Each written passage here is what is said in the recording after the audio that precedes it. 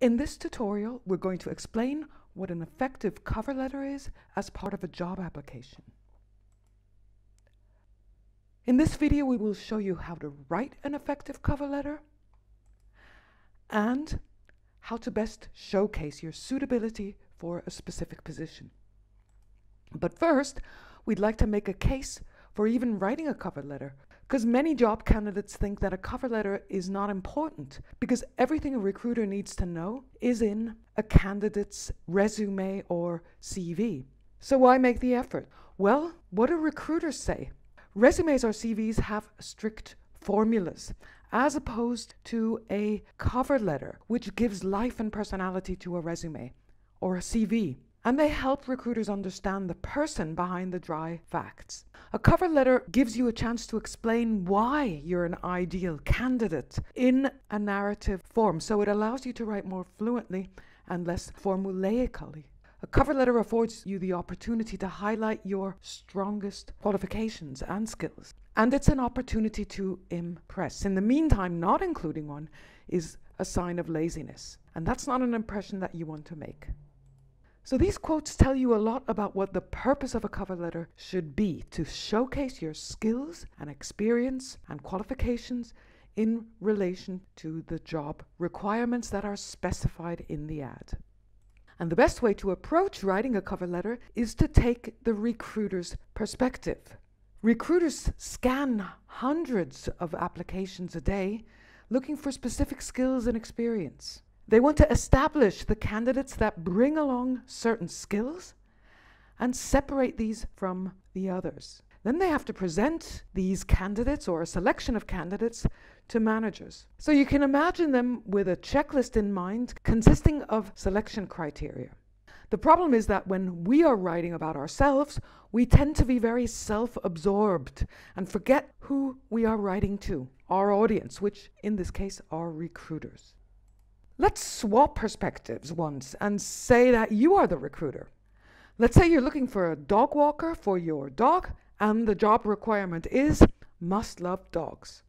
Now, what kind of an impression does this cover letter make? Dear sir or madam, I love dogs. I have 6 of my own. We go walking every day. Probably a good one. As opposed to this one, which leaves it to you to gather everything you're looking for from the CV. Now let's look at a job ad that is a bit more specific. Dog walker needed for slow walks. My dog has rheumatoid arthritis. The first cover letter is the one we preferred before, but let's look at another one that specifies experience in more detail.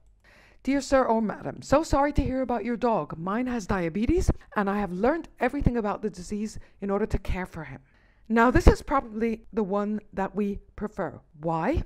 Well, it helps us understand what we are getting for our money. So what does this imply? It means that employers are showing exactly what they are looking for in the job requirements published in the ad. They are showing us their hand. And what you need to do is to use the job requirements to show recruiters that you have the experience they are looking for. So always revert to the ad or to the requirements specified in the ad to prepare your cover letter. It's important not only to claim you have the skills and experience needed to do the job, but also to provide evidence of these claims. Or like a recruiter once told us, to say things like, I get on well with people, is meaningless unless it's backed up by an example.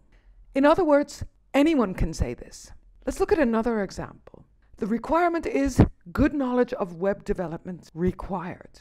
You could respond like this: I have good knowledge of web development. However, that's probably not enough. They're showing their hand, but you're not. Much more effective would be something like this. It backs up your claim with experience from a previous position.